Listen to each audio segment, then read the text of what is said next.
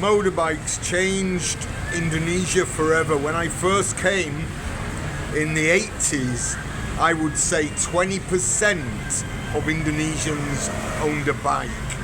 Now we're probably looking at 90%. And frankly, it's the way to get around. It gives you most access and it is available to anybody.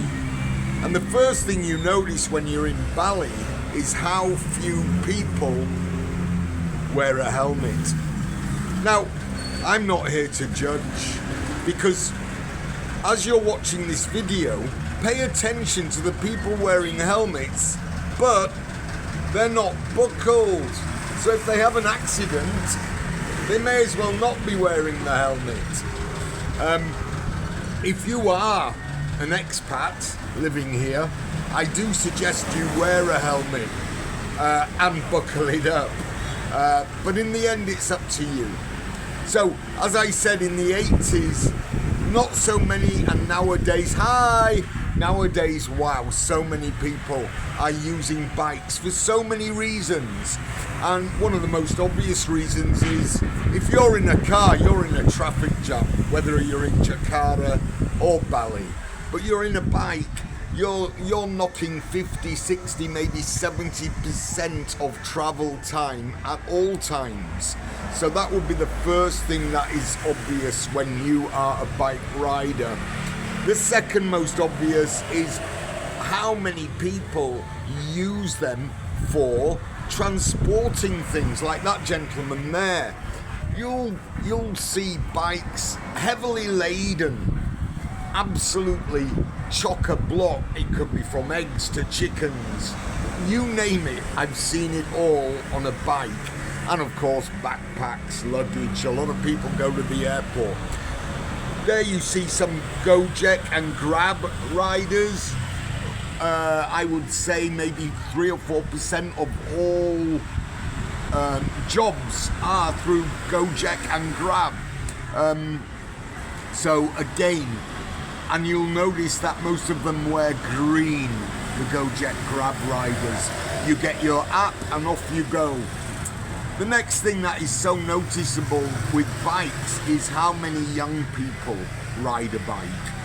And I'm not talking just 17, 18, I'm talking 12, 13. In fact, at the end of the video, I'm going to show you a couple of kids that I met yesterday. And, well, anyway, wait and see for that. But the bike, of course, it gets them to school, it gets them to private lessons, they're independent, they're learning skills that a lot of Western kids don't have, they're mature.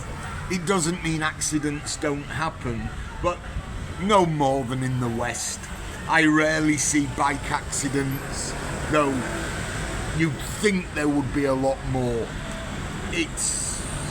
Here we go, 3 guys on a bike. I mean, there are no rules, and in a way I love it for that. It's called freedom. Some people might sniff at it.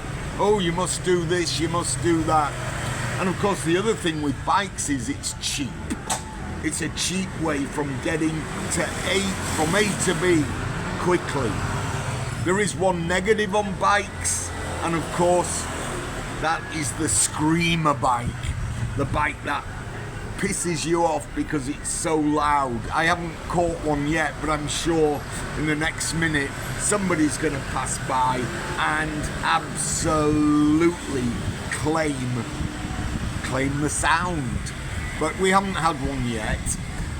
As you see, both sexes ride bikes in Bali, and people enjoy it. They'll hire a bike for a few days, and it gives you the freedom to pretty much go anywhere, unlike with a car. Cheap for parking, good for your surfboard. I haven't seen any surfboards on bikes, but there are. And there we go. Wow, talk too soon, say surfboard there. Of course, we're in Bali, you don't see so much of that in Java. But bikes are the way to try. Here we go. Yeah.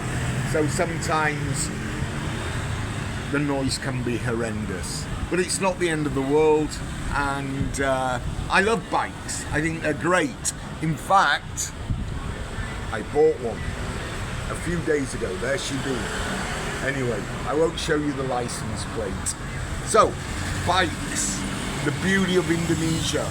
Watch out at the end of the video because I'll show you, well, I'll show you something a little different.